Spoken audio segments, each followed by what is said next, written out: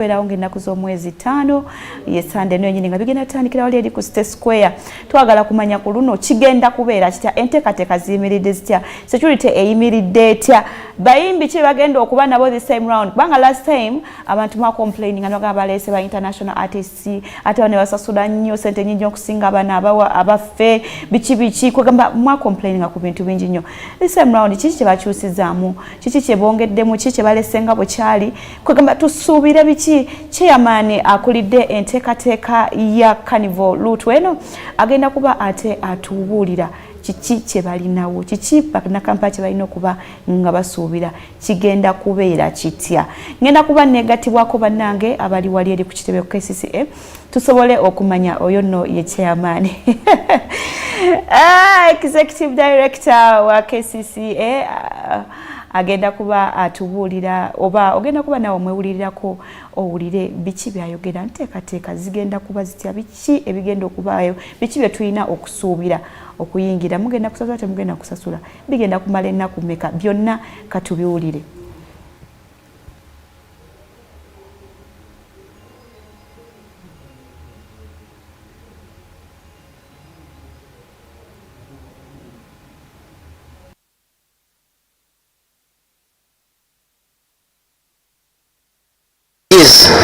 The services we provided included immunization, HIV, counseling and testing, family planning, nutrition assessment, TB screening, cervical cancer screening.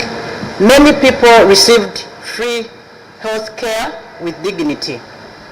For the 2 days, we have a count of 7,000 people who attended these outreaches. The public reminded us of the powerful lesson that health care is one of the best gifts a city can give its people, and requested us to increase the frequency of these camps and not only wait for the month of October when we are thinking to have a festival. We also had the Kampala Cycling Day. This was put in Machinge division for the very first time, and it happened on 26th September. The decision to have this day was intentional. It sent out a message of sustainable transport, health living, and this came closer to the communities. Together with the cyclists and the communities that attended the event, we sent a clear signal that we can design our roads, and we designed them with the people in mind.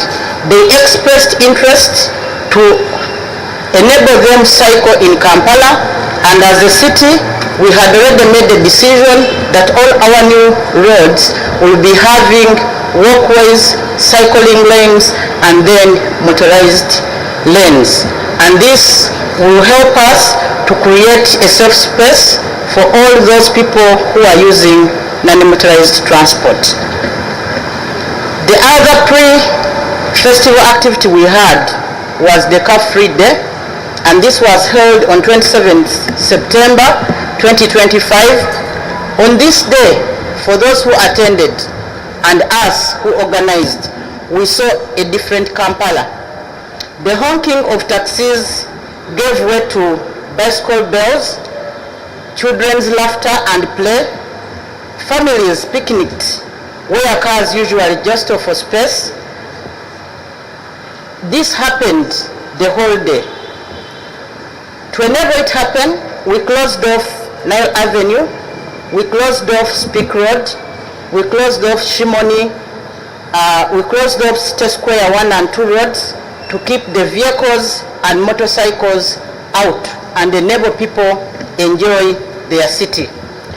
The signalized junctions at Speak and Chiso's house became areas for adults and young people and children. People improved their health, and our monitors in terms of air quality recorded improvements. The recording of that day was 9.6 particulate matter per cubic meter, as opposed to what we have been having, which is 20.68 particulate matter per cubic meter in the previous days in the Nakasero area. So this taught us a lesson that if we reduce fumes through using non-motorized transport, we can be able to drastically improve our air quality. On that day, we also launched 2 new public sanitation facilities. The people of Kampala have been telling us they do not have washrooms or sanitation facilities where they can be able to go and use without paying a shilling. We opened up these facilities on City Square. For those who were there and inspected them, you saw the cleanliness, the hygiene, and we want to serve people who come to these spaces with dignity. We think and believe this is a foundation for a sustainable city, and we are committed to listening to you, the residents, on what you need us to do to improve our services in that area. On 30th September, we launched the strategic plan for the city. The journey we would like to walk with you for the next 5 years, and we aligned it to the National Development Plan 4. We launched this plan under the theme, Revitalizing Kampala into a well-functioning city, and we are visioning Kampala as a vibrant, attractive, livable, and sustainable city. This plan in total requires 11.9 trillion for us to be able to fund the institutional activities we have planned to implement over the next 5 years. The plan was also launched along 2 key accountability documents. And this is the client charter, where we presented how we will relate with you, our clients. We managed to bring out your rights and your obligations. We also managed to bring out the commitments we are going to deliver to you over the medium term. We also launched a compendium of service delivery standards for Kampala Capital City Authority, telling you what, how, where, when, and what cost we are going to deliver services to you in the next 5 years. The reason was to ensure that we have measurable improvements in the lives of the people of Kampala, and also to empower you as residents to hold us accountable, ask us intelligent questions, make us account for every money you are giving us from the taxes you are paying. We also had another pre-festival activity, which was constructing or putting in place demonstration gardens in various sites to enable the people of Kampala have hands-on training or demonstration on urban farming. And here we targeted the children, because these children during holidays stay more in your homes than yourselves, and yet we can be able to utilize our backyard gardens, our small spaces on the verandas, to be able to do what we call backyard farming. So we put these events in Chibuli Primary School and Mengo Primary School. Together with the pupils, we were able to teach them hands-on urban gardening. We were also able to establish demonstration spaces which can be used by both parents and children to learn. The children learned how to garden in sacks, in containers, and also in small spaces. When these skills are taken on, they will be able to grow vegetables and other things which can grow in a small area. It will improve their nutrition and save them on costs and improve food security. Yesterday, for those who joined us, we had the No Litter Day, and that was on 1st October 2025. This pre-event activity, festival activity, was flagged off at City Square by the Minister for Kampala Capital City and Metropolitan Affairs. It was a collective activity where we felt that we should demonstrate our collective duty to plan where to dispose of our waste, and also encourage the residents of Kampala manage waste responsibly. From City Square, among other participants, we had Miss Uganda, we had pupils and students from various schools, which included Kololo High School, Bati Valley Primary School, Kololo Secondary School, Kampala. On that day, we marched through a number of busy streets, and these included Arua Park, William Street. We marched through Nachivubo, Shauriako Road. We marched through Nabugabo. We marched through Chagwe Road. We marched through Chiseka Market. We were not only marching, we were picking every litter we found on the way to demonstrate to the communities that we should be able to dump responsibly. Don't litter. Ensure that you pick whatever is around you and put it in the dust bins or litter bins we have provided in Kampala. The message we carried included sensitization on waste segregation at source, proper waste management, and how to make money out of waste through getting what is recyclable, what is usable, and putting it to different use. To spread the impact further, these similar no litter activities were replicated in all our 5 divisions. We had Kagugube Parish in Central Division. We had a no litter activity in Chimumbasa Zone, Kamocha in Kawempe Division.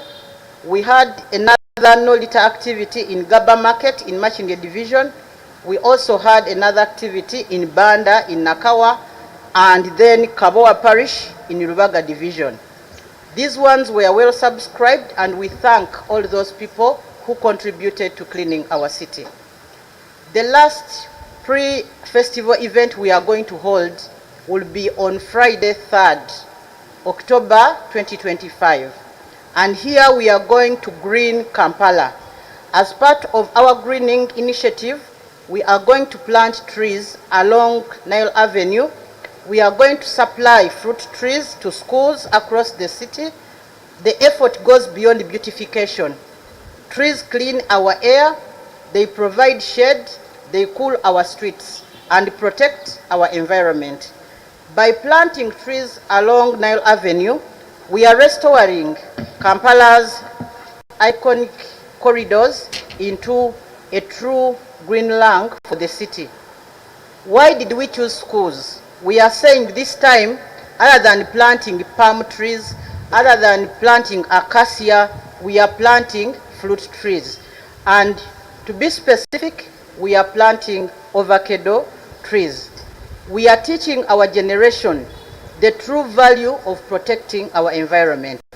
These fruit trees in particular will provide both nutritional and practical lessons in the sustainability campaign. Each tree planted is an investment in a healthier, greener Kampala for our children and generations to come.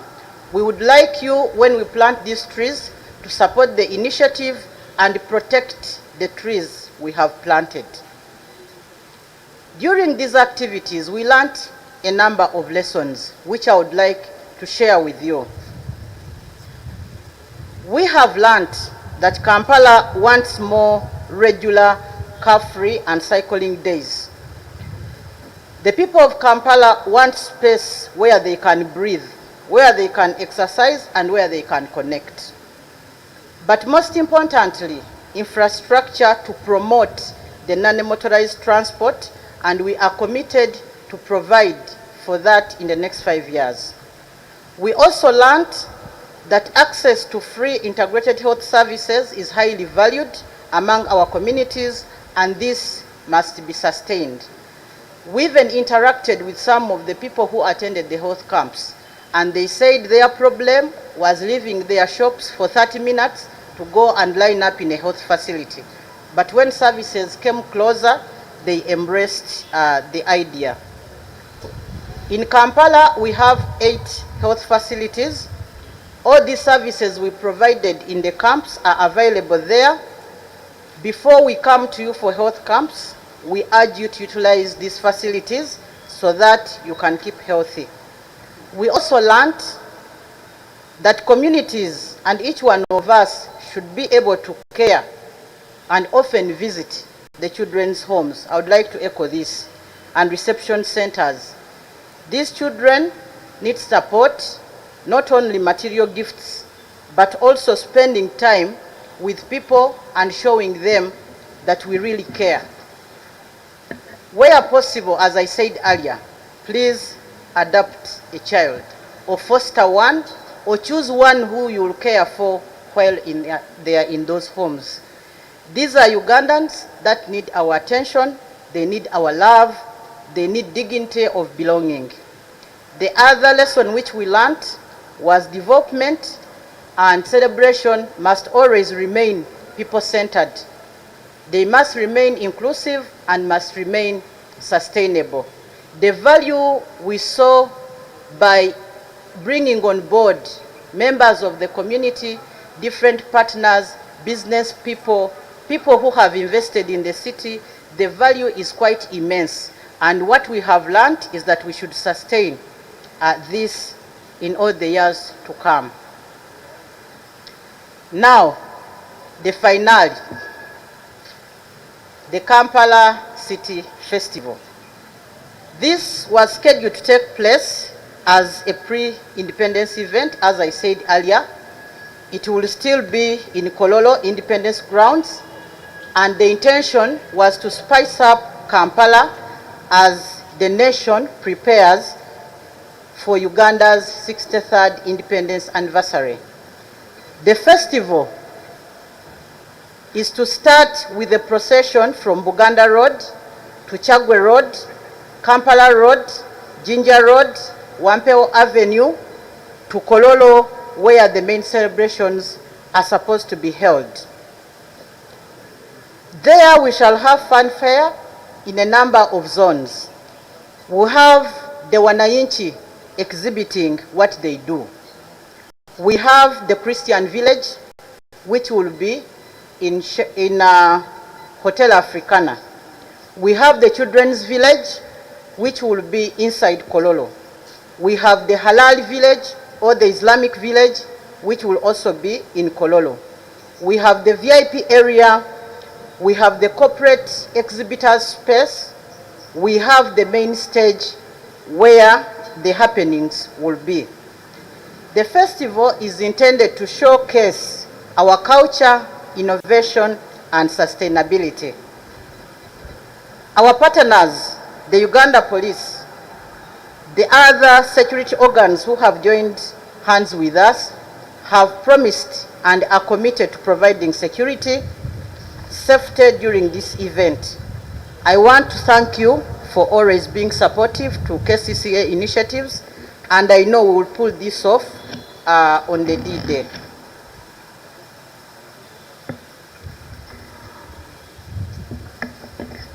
I would like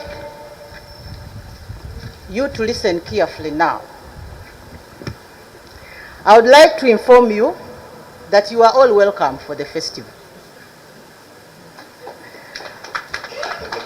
I would like to inform the general public, our sponsors and exhibitors, and city residents, and those who are coming from beyond Kampala and beyond Uganda, that we have been guided that to provide adequate preparation for the independence celebrations, the Kampala City Festival has been shifted from 5th October to 12th October.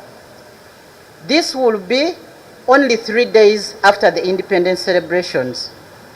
Kampala has been chosen to host the independence celebrations on 9th October 2025.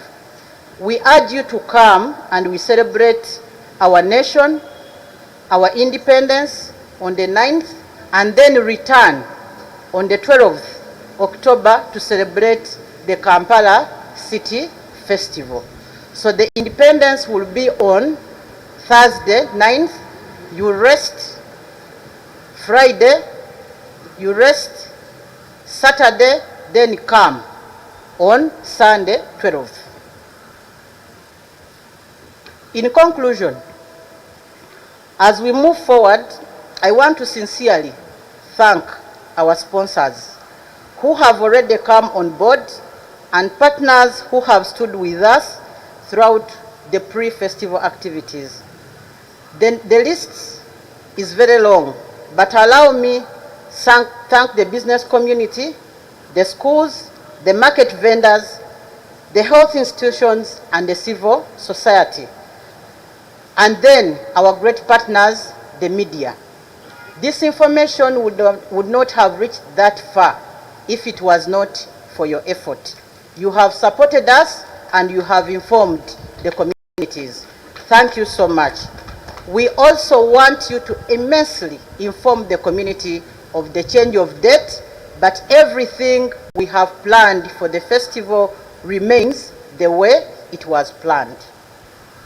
Your contribution to this is proof that we can work together. It is proof that Kampala can shine brighter if we join hands. Please keep coming to us for sponsorship, for support, and also carry the message that Kampala will be very live on 12th in Kololo. I want lastly to invite you again, the residents of Kampala, our partners, our visitors from outside Uganda, the friends of Kampala. Let us meet on October 12th at Kololo Independence Grounds. We should celebrate together under the theme Innovation, Culture, Sustainability. We will showcase our very best, which is the city of Kampala. Thank you so much. I have said this for God and my country.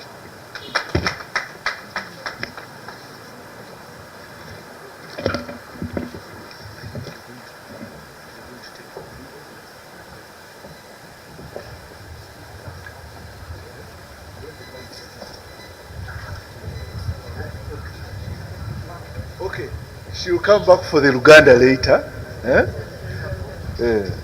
Let's have Comrade Rusoke.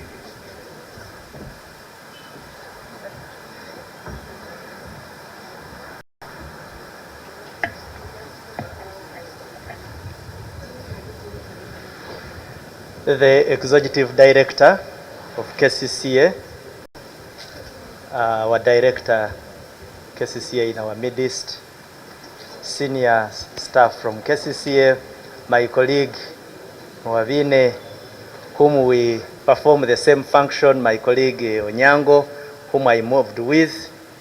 Onyango has been deeply into the planning processes, and all colleagues I can see around. I greet you as well from the Fourth Estate. At least of recent, I am a very frequent person here. I hope it does not annoy you. Anyway, that was on the lighter note. Now, I wish on behalf of security agencies to give a statement on security for the festival.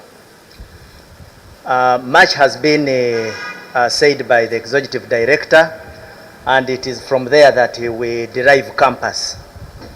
But allow me say that we sat at interagency level and we made threat assessments, we made estimates, and we hereby give you guidance on the following.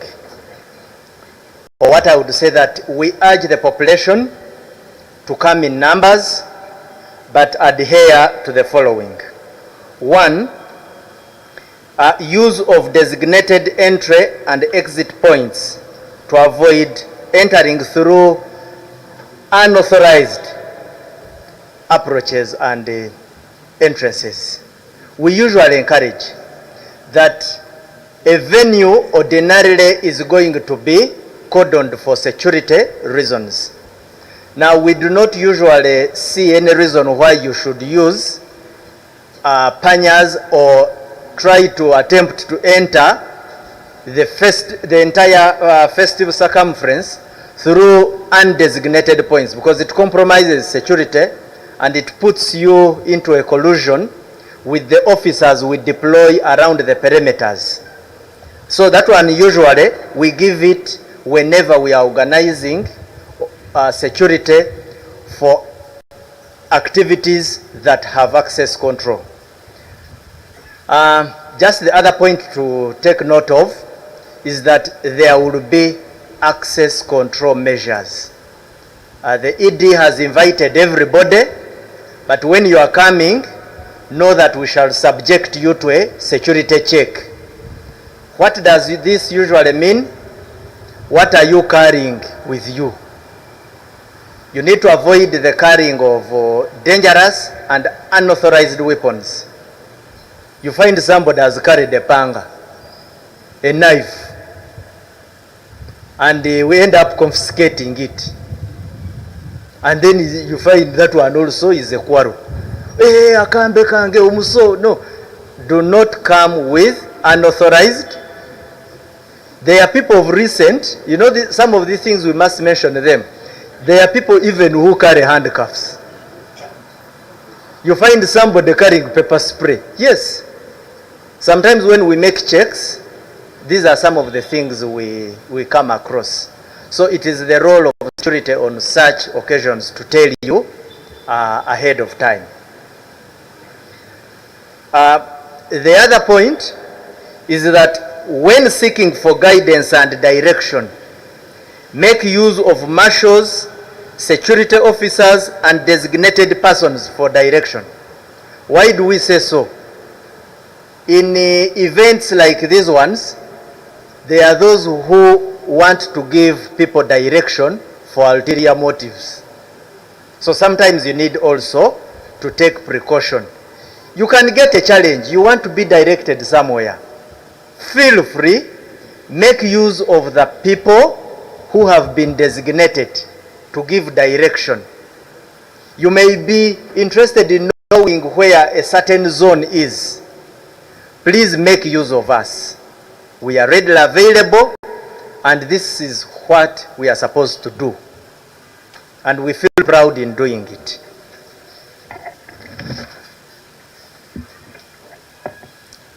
You have been told to come, free to come with the children. Give children an opportunity also to enjoy this kind of occasion and celebrate their city. But take good care of them. Because at the end of the day, we don't want to register situations where you abandoned your child and the child ends up at a police station and then you get agitated, you can't find him or her. So it somehow becomes extremely inconveniencing on behalf of that parent who has brought that child with him or her. We discourage the engagement in suspicious trade deals. How? You have come for a festival. You have had the components, the enjoyment that comes with it.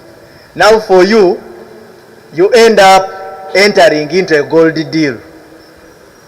They take you on the side, they abagezi. Tubadde waliwo emotoka eyagudde ng'erimu omuzungu naye kana akayinja ne bakalonda. Sorry for diverting to Uganda for now. But why am I saying this? As an experienced police officer, we have registered those cases. We always ask the victims, you came for a festival. You came, you have had the purpose. How did you end up going to buy gold and losing certain amounts of money that they even convinced me and I even withdrew money from my mobile money account? Most of you here may be alive to those kind of tricks, but there are those ones who can fall prey. And that's why I am here as the spokesperson of Uganda Police Force, but speaking on behalf of all security agencies. Traffic guidelines. These are very crucial. There will be a security checkpoint at Hotel Africana. I hope everybody knows where Hotel Africana is, but we shall be displaying a map as well for you to have an appreciation of where Hotel Africana is as you head towards the festival ground, that is Kololo. Now, there will be restriction. In other words, motorists will be restricted from accessing it, and they will be diverted to Jinja Road and will access Kololo via the Lugogo bypass. There will be traffic deployment, so do not get worried that at some point you can even get lost. We shall be there intentionally to ensure that people are directed well. There will be a cut-off point. By a cut-off point, still I mean that there will be a security checkpoint where there is restriction as to whether you can continue beyond it or not. So there will be a cut-off at Upper Elgon Terrace. For those people who will be wanting to use it, of course they will be knowing that they are at that terrace. And Lower Elgon Terrace. Only vehicles with the stickers will access Kololo via parking. Of course, I'm talking about parking. There will be another cut-off at Katikati. Now, Katikati traffic lights, that is on Lugogo bypass. So those traffic lights where you feed into Lugogo, you feed into Kololo grounds, there will be a cut-off. So there will be limited access, restricting access to Upper Kololo Road. We shall also put a cut-off point at Prince Charles Drive and Mabua Road. Those two roads are at the upper end of Kololo grounds, so we shall restrict access around there. So motorists will access Acacia Avenue, will go through Acacia Avenue towards the Upper Kololo Road. Let me talk about parking. Parking will be at the main venue for VVIPs and VIPs accessing it from Lower Elgon Terrace and Kololo Police Post Gate. There is a gate around there at the police post within the grounds. It even has an access point. So people will access through that. Now, by the time we designate or we classify you as a VIP or VVIP, you must have a sticker. We discourage you coming and tell us, don't you know that I'm a VIP? No, you will be a VIP in accordance with our accreditation. And that is what will inform the decisions of the officers that will be put at those checkpoints. Those outside that category, VIP and VVIP, you are catered for. Now, you will use parking spaces at City High School. It is a walkable distance to the grounds, and Kavoja Junior School.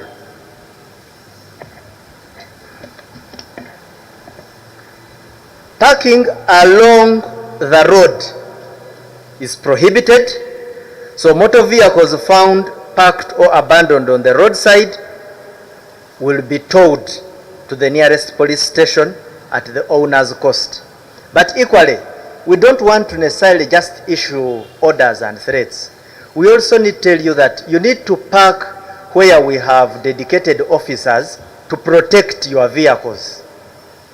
You do not abandon a vehicle on the road, inconvenience floats that are making a procession. We tow your vehicle, and then tomorrow you feel inconvenienced and outraged. Make sure all these parking spaces are enough for all of you. So we call upon you to make use of them. There will be no border rider allowed beyond the cutoff points. If it has to be, it will have to be at the discretion of the security officers on the basis of a security assessment and appreciation. So it will be more of a ground and command appreciation. Robust security measures are in place. Want to give you that guarantee, with the deployment of Uganda Police Force units, including counter-terrorism, traffic officers, and specialized units to ensure safety during the festival. We are working together with sister security agencies such as UPDF, intelligence agencies, Uganda Prison Service, and KCCA to safeguard you during the city festival. Security, this is my last call and it's a clarion call. Security is complete under unity and synergy by all stakeholders. You are one of them, because there is a tendency of saying, you people handle security, we handle it with you. There is a hand you lend in completing the security matrix. We call upon you to cooperate with us, to ensure that we secure this festival. We seek your cooperation for God and my country.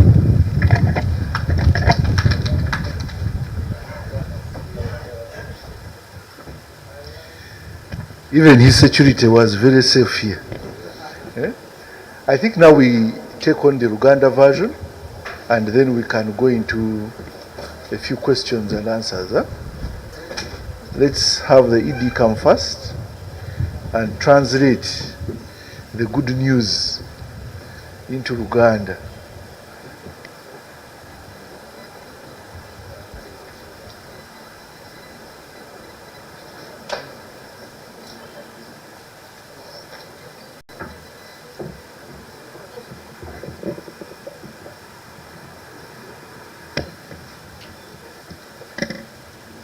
Then you have already delivered the good news. Banna Kampala, abakulira mu Kampala n'abayitamu obuyisi n'emikwano gyaffe egiri ebweru wa Kampala, n'abo bonna abatweyunzeeko okusobola okuba nga tukola Kampala City Festival. Ndi musanyufu nnyo olunaku olwaleero okuba nga tuzze wano okubabuulira festival etambudde etya era tuyimiridde tutya era ntegeka ki ze tulina okuba nga tuba festival ennungi ku lunaku mulindwa lwe tulina okubeera nalwo ekkololo. Nga bwe twabategeeza mu ntandikwa, festival eno yakolebwa ng'egenda kuba nga etutegeka okusobola okuba nga tutuuka ku lunaku olukulu olwa independence era nga tuba tujaguza ameefuga gaffe ag'omulundi ogwa 63. Bwe twaliteeka festival twagamba ku luno tukyuseemu mu ngeri tubadde tusanyukamu nga bannakampala, tukole ku ebyo ebintu ebiruma abantu abeera mu Kampala era tusobole okuba nga kye tufunye mu bannaffe abatuwadde ensimbi, abatuwadde obuyambi obw'enjawulo kidda mu bantu baffe ababeera mu Kampala. N'olwekyo twalina ebintu eby'enjawulo bye twategeka. Twategeka okukyalirako abaana bakateeyamba oba abali mu maka agakumirwamu abaana bato bamulekwa be basudde ku nguudo, be basudde mu ttooyi, abaana abo abatalina mwasirizi. Era twagenda ne tukyalira amaka ago nga 24 n'26. Amaka ago ge twakyalira gaali mu divisions zaffe zonna 5 era amaka gonna agali mu Kampala twagakyalira. Twakyalira Sanyu Babies Home, ne tukyalira St. Teresa, ne tukyalira Hope of Justice, ne tukyalira Naggulu Reception Center, ne tukyalira amaka gonna 5 twasobola okuba nga tugatuukamu. Abaana abo bwe twatuukayo twayigayo ebintu bingi.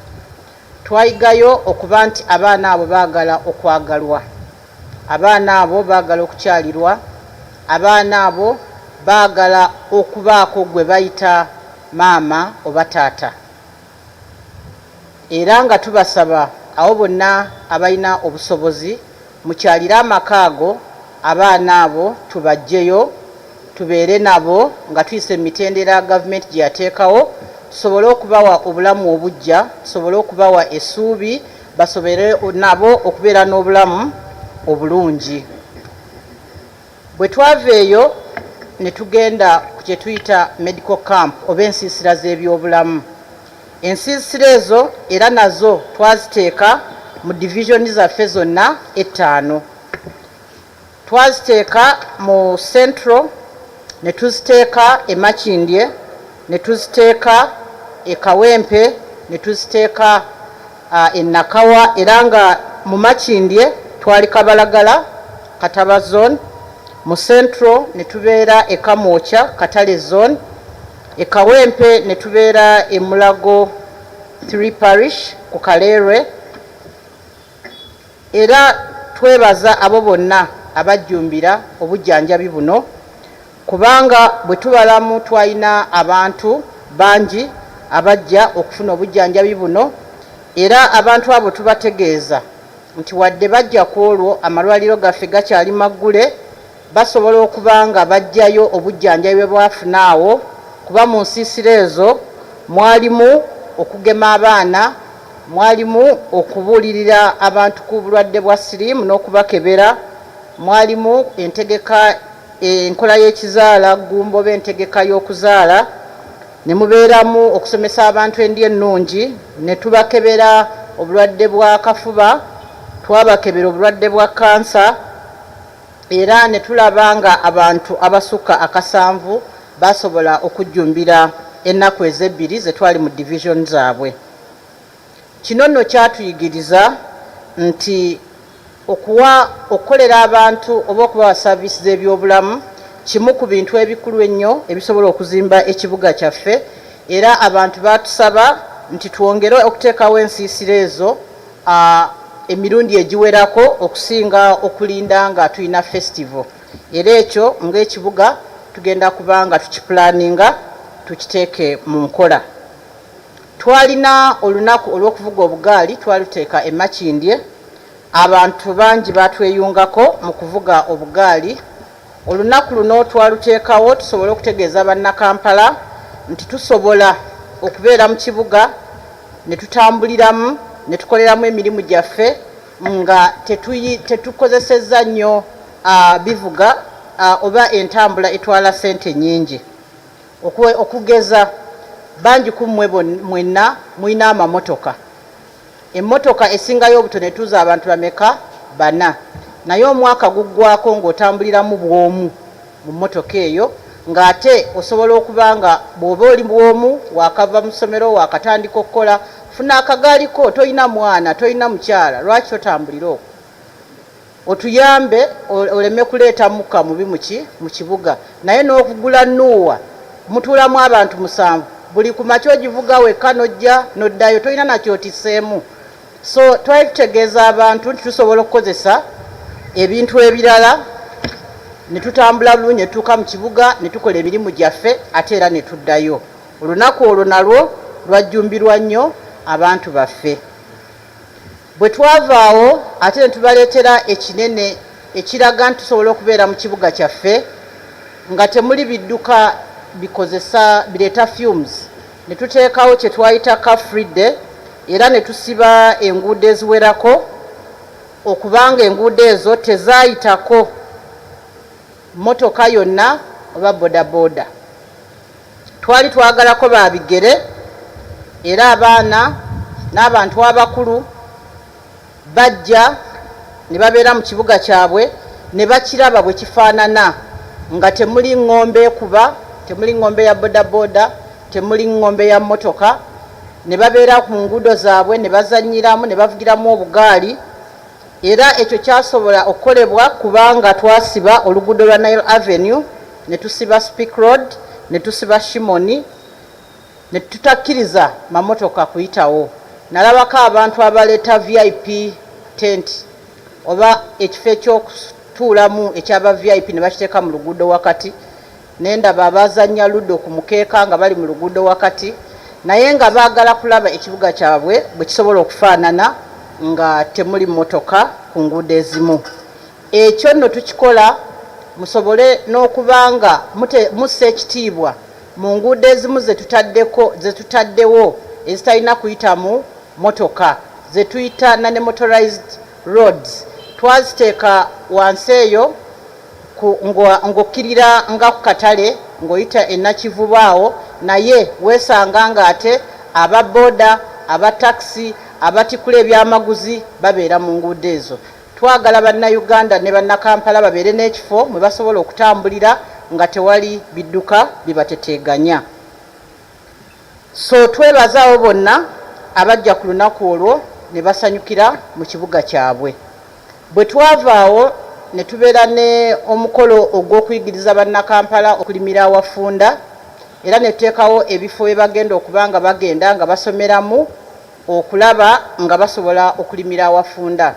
Twateeka obufo bye tuyise demonstration gardens ku masomero nga Kibuli Primary School ne Mengo Primary School. Abaana twabayigiriza era tubasaba mugende mu bifo ebyo muyige ennima ey'okulimira awafunda musobole okwesa embalaza zammwe obulungi mukozese empya zammwe ze muyina ewaka obulungi. Mu kifo ky'okubeera ne pasikala muyeka teekamu sukuma wiki teekamu bbiriŋŋanya osobole okuba nga oliisa abaana bulungi ate nga naawe osevinga ku ssente z'okozesa. Ku lunaku olwakaridde kyembadde njagala obbajjukizaamu nti bannakampala abadde batubuuza ebifo eby'okukyamirwamu. Ebifo byonna byakusasula, mu akeedi basasula, mu butale obumu basasula. Kati nga beebuuza omuntu senga afuna ekyetaago kuba kyo tekirinda alagawa bw'aba talina nusu 2-3 bigenda kukola ki kweyamba. Twakozesa olunaku lwa 27 okutongoza toilet zaffe ez'omulembe ku City Square. Tulinawo toilets 2 ez'omulembe era nga toyo ezo services eziriwo za bwereere. Bonna abaliwo ku lunaku olwo mwalaba nnyonjo nnyo zirabika bulungi nnyo muzikozese naffe tweyama okuba nga tujja ziyonja era tubawe service ennungi nga muzokozesa ebifo ebyo. Bwe twamala twatongoza pulaani yaffe gye tugenda okukolerako okuba nga tubaweereza nga bannakampala mu myaka 5 ejijja oba egigenda mu maaso okuva kati. Era pulaani eyo nga wonna egenda tukostinga essente trillion 11 n'obutundutundu obugwako. Pulaani eyo nga ekoleddwa okuba nga eteeka mu nkola ebyo bye muzze mutusaba okuba nga tubeera n'ekibuga ekyeyagaza. Bwe twamala pulaani eyo ate eggulo twakoze omukolo gwe twagambye nti tetulina kumansa bukyafu bwonna mu kibuga nga twatambudde ne bannaffe abazo tweyungako ne tugenda ne tulonda buli kakica eyabadde mu kibuga ate activities zonna zenjogerako zaabadde mu divisions endala zonna. Ebifaananyi mwabirabye abantu bajjumbidde ebintu ebyo naye tubasaba ekyo si kya lunaku lumu buli omu atwala obuvunaanyizibwa okukuuma ekintu kyonna kyateetaaga. Kye tulina okubeera nakyo mu bwongo nti buli lw'ogula akaŋŋamba akacupa k'amazzi gw'okaagalamu mazzi ogenda ganywa ogateeke mu lubuto naye ekyebuuzibwa bw'ona amala oganywa togenda kalya ogenda kateekawa. Ye bw'omaze okunywa amazzi g'otadde mu lubuto gagenda kumalamu emyezi emeka era ojja kwagala okukola ki ogafulumya. So buli kyonna kyoguze kigenda kumala kifuuke kasasiro. Kati buli lw'ogula lowooza wogenda obiteeka. Akacupa bw'oba oli ku City Square dustbin weeri kateekemu. Gali amazzi agatagenda kumalamu mwezi kyama we twakuteeredde byonna obiteekewo bulungi mu bifo bye twakoze eki bye twakuwadde. Ne bw'ogula olugoye olupya lujja kaddiwa. Kola plan ogenda duteekawa nga tokyalwetaaga. Bwe tunaakola ekyo ne kitubeeramu ne tutegeera nti buvunaanyizibwa bwaffe okukuuma ekibuga kyaffe nga kiyonjo ate ng'obuvunaanyizibwa obwo butandikira ku ggwe nange mujja kutwanguyiza omulimu tusobole okubanga bwe tusanga nga ebintu ebyo mubiteresa ate mubyawudde kitwanguyira okubitwala gye birina okubeera. N'olwo olunaku twebaza bannakampala ababadde ku State Square, Arua Park, Nabugabo, Shauriyako, Kiseka ne Kagugube we twamalidde n'abo ababadde mu divisions ez'enjawulo mwakoze omulimu gwa ttendo, mwebale kujjumbira activities ezo. Kaakati tusigazza activity emu etutuusa ku festival era nga yey'okubanga tusimba emiti mu kibuga kyaffe Kampala. Bujja kwebuuza ekibuga kyonna munaakijjuza miti. Emiti egyo gye tugenza okusimba tuyina ensonga lwaki tugisimba. Gituyamba okuwa ekisiikirize mu kibuga kyaffe, gituyamba okukuuma ekibuga kyaffe nga tekyokya nnyo, nga embeera erimu naawe osobola ogibeeramu tekyokya nnyo ate tekinyogoga nnyo. Kituyamba okwongera ku bulungi bw'ekibuga kyaffe. Naye ku luno tugambye nti tusimbye emiti egy'enjawulo, ne tusimba ebisansa, ne tusimba kalitunsi n'ebirala. Naye ku luno tukoze eki ekyenjawulo. Tugenda kusimba okusingira ddala emiti gya bibala, nga tugenda kusimba emiti gy'ovakedo mu masomero gaffe ag'omu Kampala. Tusobole okubanga omuti gutuyamba mu ngeri ziri endala ze njogeddeko, ate nga ziyamba n'okuwa abaana baffe endya ennungi. Twebaza abo abatweyunzeeko okutuwa endokwa ze tugenda okukozesa okubanga tusimba, n'abatuwadde ssente ze tutadde mu activities ezo zonna ze njogeddeko, abatuwadde eddagala, abatuwadde obugaali obw'obwereere. Tubeebaza. Omuntu wabadde ojja buzzi n'okwasibwa akagaali kasita oba ng'omanyi okuvuga. Tubeebaza mwenna abatukoledde omulimu ogwo ogw'ettendo okusobola okubanga festival eno ebeerawo. Kakati festival twagikola nga bwe nabagambye ng'erina kukola ki? Kubanga yesooka etuteeke mu mood etutwala mu independence. Era tubadde muteeseganya n'ebitongole ebyenjawulo okuva lwe baatutegeeza nti independence omukulembeze w'eggwanga yasiima esobole okubanga nayo ebeera mu Kampala. Ye tumweyanziza, atwagadde olw'ekyo okubanga omukolo ogwo yagutuwa nagwo ogwa independence. Kati munteeseganya tuwabuddwa ne batugamba ne tuwabulwa nti mu kifo ky'okubanga festival esooka then tugende mu independence, tusooke tumalirize ebikujjuko eby'eggwanga lyonna ebya independence nga 9. Bwe tubimaliriza muwummulemu, lugenda kuba Lwakuna, muwummulemu Olwokutaano, muwummulemu Olwomukaaga, ate mukomewo nga 12 omwezi gwe gumu tusobole okubanga tulina festival yaffe gye twetegekedde okumala ebbanga. Tewali kirala kyonna kigenda kukyuka mu nteekateeka ze tukoze mu kifo mu bye tugenda okutegeka okuggyako olunaku lwe lukoze eki lwe lukyuse.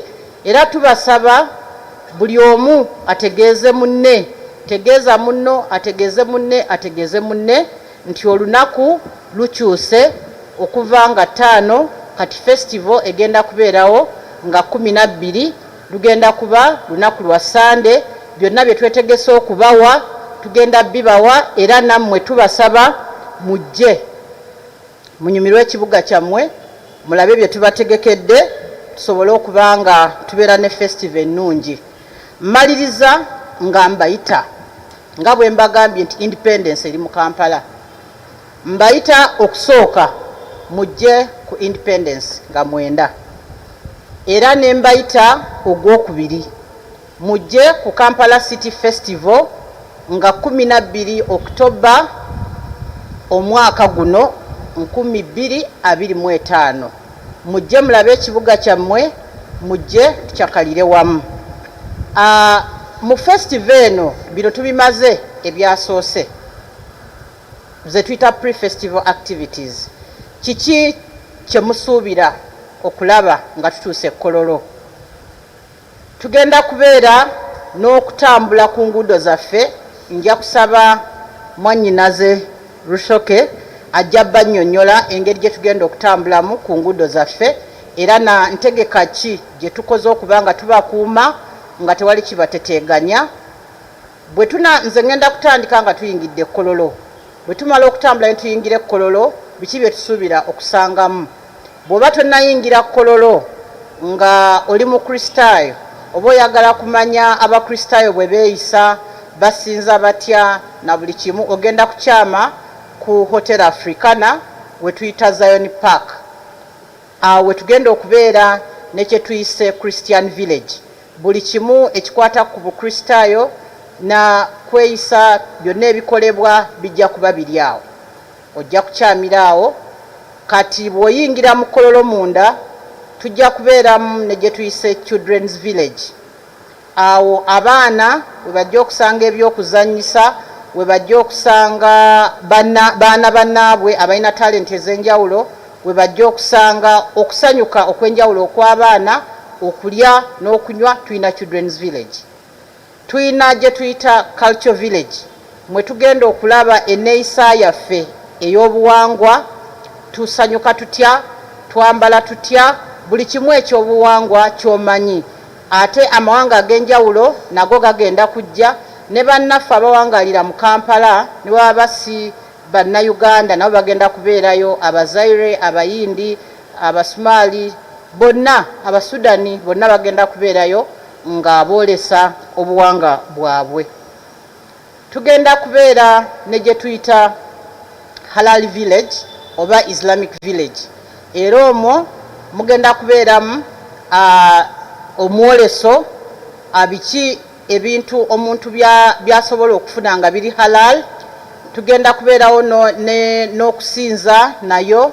Tugenda kubeerawo n'aba imaamu ne bamasheha ab'enjawulo abajja okubulira ku bantu baffe, n'okulaba abasiraamu basanyuka batya, biki bye balina okulya, biki balina kulya, bigenda kubeera eyo n'ebyokukozesa. Stage endala tulina bannaffe abatuvujjiridde ensimbi ku mukolo guno. Packages ze twabawa zibakkiriza okubeera mu Kololo balage ebyo bye bakola. Twagamba tupromotinga Build Uganda, Buy Uganda. Katulina emyoleso bagenda kwolesa ebintu bye bakola, era bagenda kubeera n'awantu we tugamba we bayita Corporate Space Exhibition we bagenda okuteeka ebintu byabwe. Mulimu banks, mulimu NGOs enjawulo, mulimu abakola ab'obugaali, bonna abalina kye bakola mu Kampala bagenda kuteekaawo. Naye ate tulinayo ne group yaffe gye twayita wanayinki, omuntu wa bulijjo ng'alina kyasobola okutunda Kololo.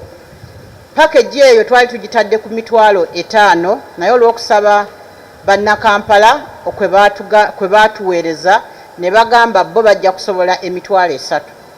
Kati tufunye abantu bangi abasasudde essente zaabwe $3,000 okusobola okuba ne space mu Kololo okutunda ebintu byabwe, emichomo, Rolex, byonna abaagala okutunda ebintu byabwe nabo bagenda kubeera ne space we bagenda okwoleseza. Tubasaba mujje mugule ku bantu baffe basobole okuba nga nabo festival babaako gye bakifunamu. Tuyina VIP, ba VIP abakungu we bagenda okubeera nayo stage weeri e Kololo. Ate ne tubeera ne gye tuyita main stage. Bano baalemererwa okumpa erinnya ery'okukozesa ku stage eyo, naye nga stage eyo kwe tujja okulabira abaana baffe Abannayuganda abalina talent, abayimbi baffe, abaana ab'amasomero abalina kye bayiyiza, abantu dancing groups, abantu bonna abalina talent gye babadde balina gye ba exploitinze okubanga basobola okusanyusa abantu bajja kubeeraawo ku main stage.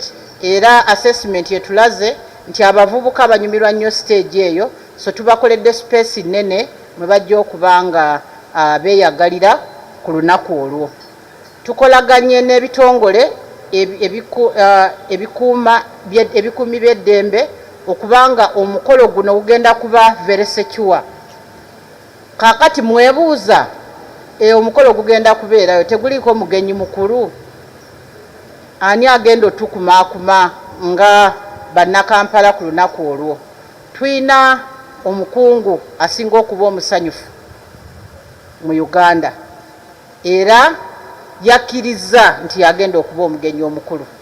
Olwedde abamu mbalaba mutandise okwogera erinnya naye ng'oyo ye Right Honorable Prime Minister Nabbanja yagenda okuba omugenyi omukulu ku lunaku olwo. Mbalaba musanyuse nnyo, agenda kubeera naffe ku lunaku olwo, tusanyuke naye, mujje mumulabe bw'abeera nga tuli mu mbeera ey'okusanyuka, ey'okuyiga, ey'okusinza, ey'okwolesa n'ebyo byonna ebigenda okubeera ekkololo. Mmaliriza nga neebaza gavumenti yaffe eya Uganda okutukkiriza okubanga tubeera n'omukolo guno. Mukimanyi nti tumaze emyaka 7 nga festival tekola ki tebeerawo, naye bwe twagisaba kabineti yassa kimu negamba bannakampala mubawe kye baagala. So twebaza omukulembeze w'eggwanga ne kabineti yo okusobola okukkiriza ekyo, ate ne Prime Minister mulamba ow'eggwanga okukkiriza okubanga asanyuka naffe ku lunaku olwo. Tubeeyanziza, tweyanzeege, tubayise naye mujjukire tukyusizza okuva nga 5 festival egenda kubeerawo nga 12 Ogw'ekkumi 2025.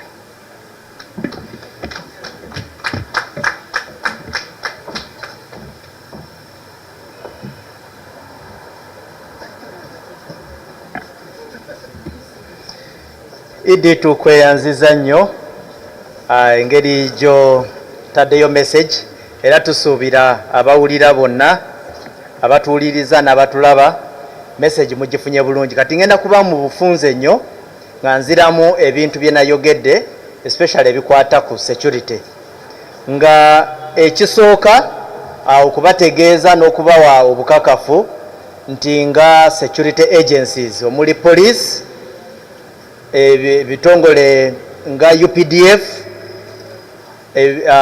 intelligence agencies, fena tuli kukolegana wamu ne KCCA, prison service okulaba nti nga tuli wamu ng'ekitole tubawa security egwanidde okusobola okulaba nti tutuukiriza ekigendererwa kya festival, n'okubakakasa nti tujagezaako okuwuliriza buli kimu kye muba mutusaba okulaba nti tutuukiriza omulamwa gwaffe. Nti bw'oba ne challenge yonna gwe ng'omuntu wa bulijjo azze okusanyuka gisharinge naffe. Olusi wayinza okubaawo kati nga bwe muwulira waliwo emidaala waliwo ki, ne bw'oba nga totegereganye na security, tuyina command structures zaffe, tuyina abakulembeze, tujja kubeera ne security establishment mu Kololo n'ebitundu ebirala byonna, tuyina police Kololo, so mutweyambise naye nga omulamwa ku making sure nti tubawa obukuumi, then mmwe ebirala bijja kuba byammwe, ye garanti ey'amaanyi twagala okubawa. Kati buno obukwakiriza obumu buyamba mmwe bwe nasomye mu Luzungu. Kati nga tuba twetaga ne tubategeeza nti bw'oba tonaba kujja manya nti tujja kucekinga. Oyinza okugamba saagala abantu bankwatako, tukucekinga tumakinge sure nti oli safe n'abantu abalala bonna ababa bayingidde mu kwetaba okwo okwa festival. Ekyokubiri maybe saakyogeddeko mu Luzungu naye tujja kubaayo ndooza n'ebiriroliro. Kati fireworks kansooke nkyogere mu Luzungu. For those of you the English speakers, we shall have fireworks. Now fireworks of course has an implication. It is to the interest of those who may get scared, get shocked, but it is also an advantage to those who enjoy it. So whenever there is going to be fireworks, as a protocol, we take an opportunity to inform you. We don't want you to be got on surprise. So just take note of that. Now, encouraging oba tukubiriza abantu nti bwe tuba tugambye nti mujje mu Kololo, kozesa routes ze tuba tugambye muyitemu. bwe tuba tugambye gates yita wano yingirira wali gates zo ekirungi kololo bagizimba ekisaawe kiyina ne gates ate kulaki oba obuuka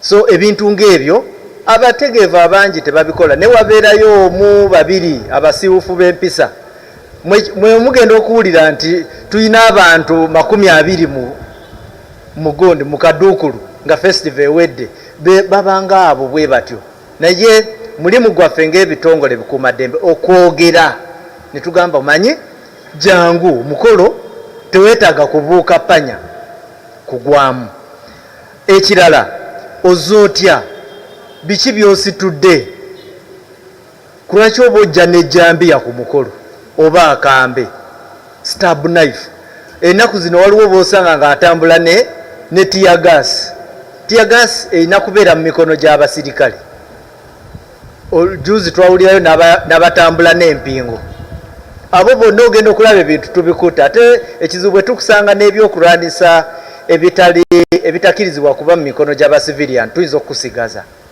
ate ng'ozze kucyakala kwenjoyinga kibuga kyo ate bendingapu nga ewamwe tozzeeyo nga bakulangisa bulangisa so ebyo ebintu ng'ebyo tuba twetaaga ne tubyogerako wano otherwise tuyina security structure eriwo n'entegeka KCCA gyetaddewo wabeerawo abantu ababayamba mu luzungu be twaliise nga ba marshals tioyinza okuba oyagala bakulagirire nkyamirawa ndagawa kozesa abantu be tuba tutaddewo naye temukozesa nnyo bano abagezigezi era kyova olaba abagezigezi ndoza muba mumanyi kyentegeeza waliwo emisango olusi gye tutera okuregisteringa nga bwe tuba tuyina ebivulunga bino ebireeta abantu abangi n'osanga nti omuntu eyabadde azze mu kivulu ya endings up nga bamuconvinsize nti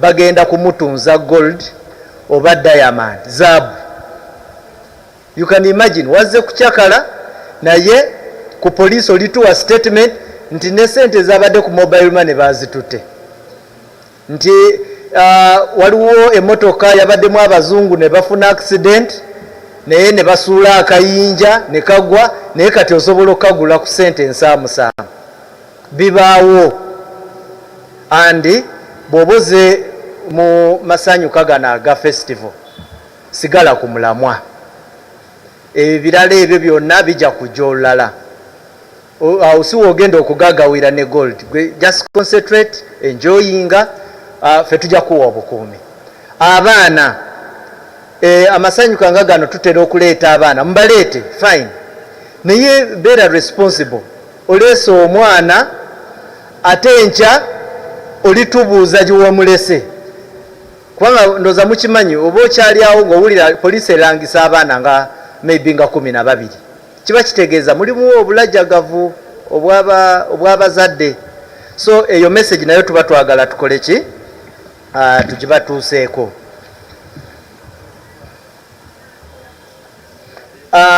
traffic nga bwe mumanyi nti tugenda kubeera ne traffic inconveniences oba okutataganya mu katono ku traffic ng'abantu abamu tubakugira oba nosanga nti tugambye nti wano atayina sitiika bweti na bweti na bweti toyitawo mu luzungu kye tutera okuyita cut-offs tusaba ekintu kimu mu kitegeere abamanyi hotel africana weeri bw'oba oyambuka okuva ku hotel africana ng'ojja ku kisaawe kya kololo awo tujja kuteekawo checkpoint so wajja kubaawo okutataganya abantu abamu naye nga bwe mulina okumanya nti bwe tuba tukola cut-offs ezo tutera okutuukirira abantu ababeera mu bitundu ebyo era security eyitamu naye details ezo tetujja kuzoogera wano wajja kubaawo checkpoint endala ku Elgon Terrace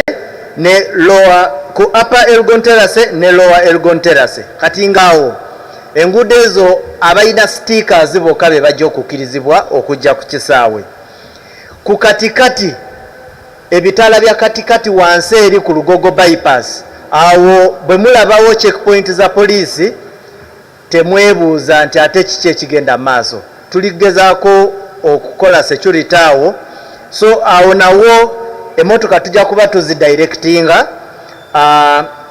ezagala oku accessinga Upper Kololo Road.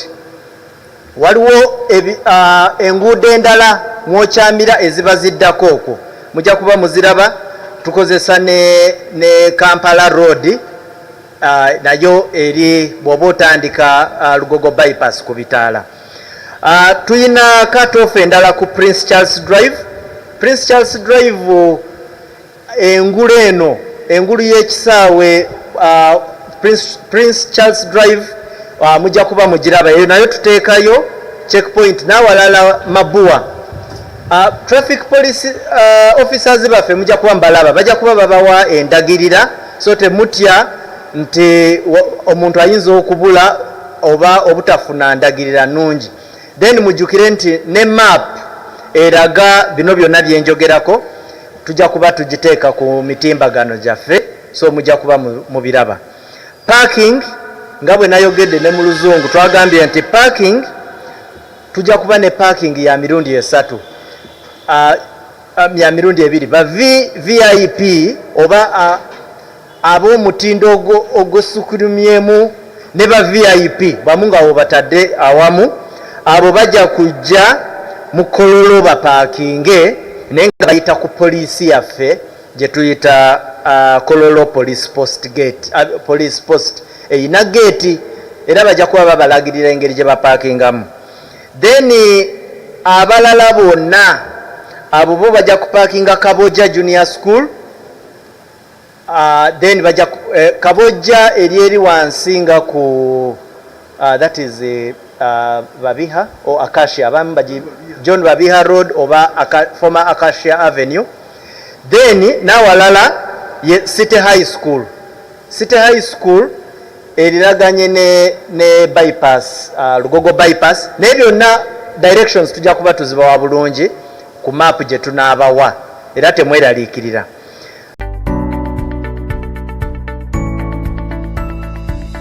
Enoni Flusi by'ebimotoka bino ebinene nga birina emyoleso nga biviira ddala eri ku Fidodido nga bijja straight oluguudo olwo lwonna Kampala Road, Jinja Road paka bituuka ku Airtel roundabout ne biyingira muki.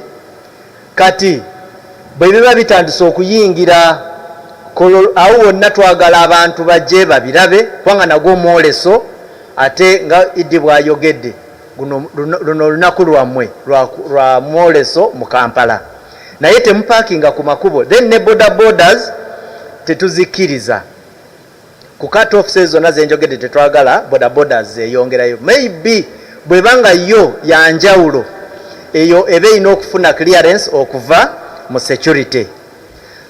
Bw'opaakinga obubi si nti kubanga tujja kukwata motoka yo tugitowinge, nedda, but because oba ogirese mu kifo awatali na security, kubanga ebifo bye tudesignatinze for parking tubiwa ne security.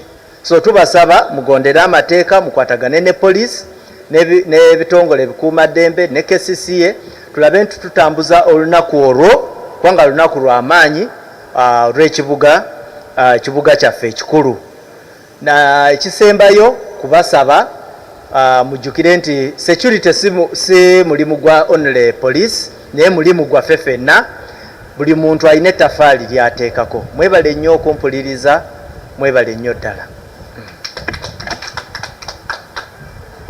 Thank you, Mr. Rusoke. Now we want to limit the questions to just 4. And please keep your questions related to today's press conference.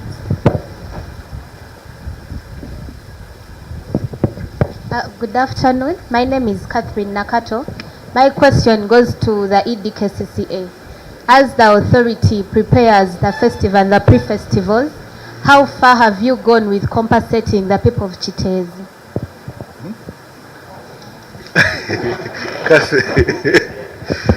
Okay. The ED says she will take it. Nze Isa Kigongo, nkola ne Channel 44. Njagala kubuuza ED. Wobadde oyogera olaze b'olowoozezaako, olaze abasiraamu balowoozezaako n'abakristaayo oba abakkiriza mu Yesu. Ate ffe mama Fiina baatwala ne senga Kola Nammo tulowoozezzaako. Channel 44. Ngenda gamba pastor. Nange ndi wano ssebo. Yes. Terumaga David nkola na Uganda Media Center. Yes. Njagala kumanya nti ku mukolo guno ebibiina ebyobufuzi bakkirizaayo kalaazi ezo olusani yakkiriza okujja nalo ng'akabonero oba kubanga tuli mu campaign.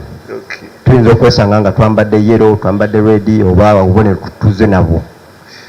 Okay. Political exhibition. Definitely. Okay. Okay. Thank you. Edie.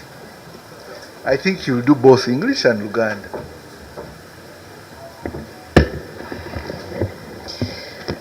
Thank you very much for the questions. Chitezi compensation. First of all, as we told you, all the activities we have done for the pre-festival are activities of passion. We could not have forgotten the Chitezi people. The last time we were here for the press conference, you remember you asked me about Chitezi, and the update I gave was that we had submitted our request to Cabinet for approval, then we can commence with Ministry of Finance to pay. Allow me graciously to inform you that Cabinet discussed the valuations which were done for the victims of Chitezi and approved compensation for them. The extract gave instructions to Ministry of Finance to release that amount which was approved to KCCA for payment. Ministry of Finance is processing that release, and as soon as we get it, the way we paid the livelihood restoration package, it will go directly to the victims' accounts. And we are committed to finalize with that because they need a life after the disaster. You didn't clap, Cabinet approved.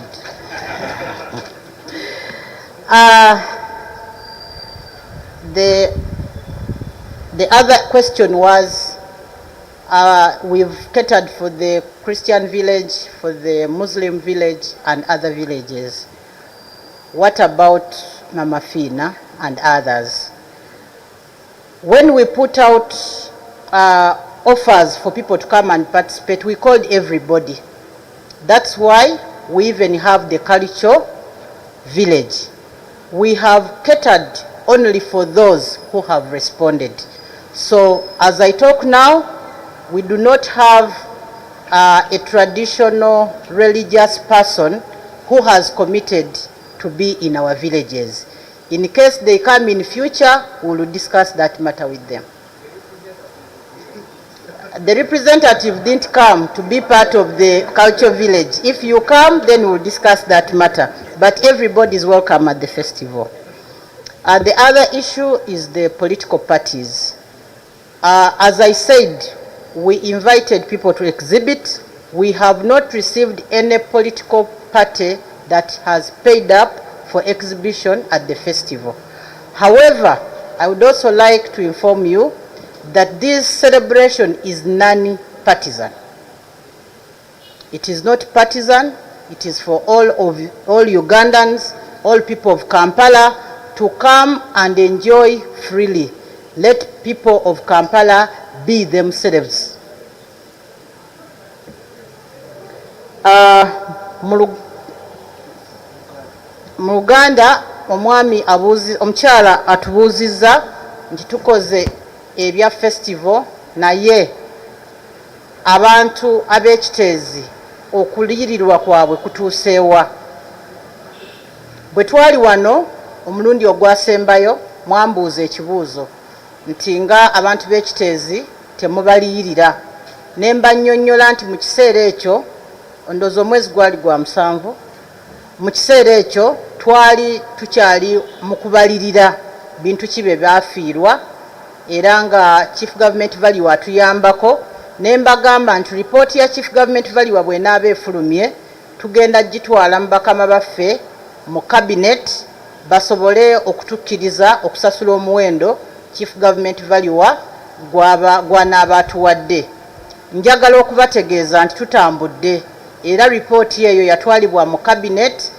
Cabinet yaffe nekkiriza omuwendo gwe twatwalayo ogwali gubaliddwa mu bintu abantu bafaawo bye baafiirwa, era ne batulagira tweyongereyo mu Ministry ya Finance.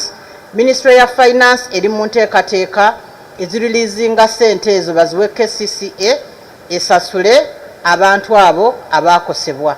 Nga bwe twakikola ku luli nga tubawa package gye twayita livelihood restoration, ne ziba nga essente olwatuukako ne tuziteeka ku akaunti yaabwe. Essente ezo kasita zituuka ku akaunti ya KCCA tugenda zifast trackinga abantu abo basobole okufuna ssente zaabwe baddemu babeere n'obulamu obweyagaza. Tubalowoozaako era ssente we zituukira tugenda kubanga tubasasula, naye ekikulu omulimu omunene gwaggwa. Gavumenti nga gavumenti mu cabinet yakkiriza omuwendo gwe twabawa ogw'essente ne bakkiriza nti essente ezo zisasulwe abantu abo. Omulala abuuzizza nti mutubuulidde waliwo stage y'abasiraamu, waliwo stage y'abakristaayo ne stage endala zonna. Lwaki stage ebeeramu mikwano gyaffe nga bamaama fiina teriiwo? Twateekawo stage ey'okwolesa ebyobuwangwa bwaffe na biki bye tukkiririzaamu, naye omukolo guno nga bwe twabagamba gutegekeddwa mmwe abantu. Ogwaffe gwali gwa kuteekawo stage nti eno stage y'abaana, ayagala okukola eby'abaana najja. Katwateekawo stage eyo ey'ebyobuwangwa tweyisa tutya, era abantu abazze gye tuli bebo be nabagambye. Twafunye abantu abajja okwolesa engeri gye tusanyukamu mu buwangwa, engeri gye twambalamu mu buwangwa, amawanga amalala agawangaala naffe bwe geeyisa, naye tetunnafunayo aleeta nsinza ya buwangwa yatugambyeko nti ayagala kwolesa. Bw'ali bazze tuliteesa ku nsonga eyo, naye ku ssaawa eno tubadde tetunnamufuna, naye ebirala byonna gyebiri. Ekirala ekkololo tugenda kuba twambala kkala za byabufuzi, tugenda kuba nga tulina activities z'ebyobufuzi, oba omukolo gugenda kubeera gutya. Mbadde njagala obbategeeza nti omukolo guno gwa bannakampala kusanyuka, tegwekuusa ku kibiina kya bufuzi kyonna. Bannakampala bajja kusanyuka nga bo, era tekuli inclination yonna nti mujje nga mwambadde kala eno, kala ya blaaka oba bweti no.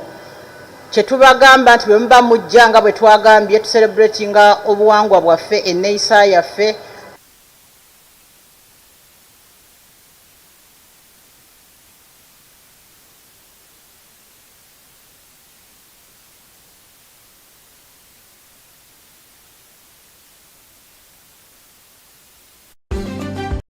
Katutetegamyemu empeereza eno tupeeku ne bye tukutuusaako.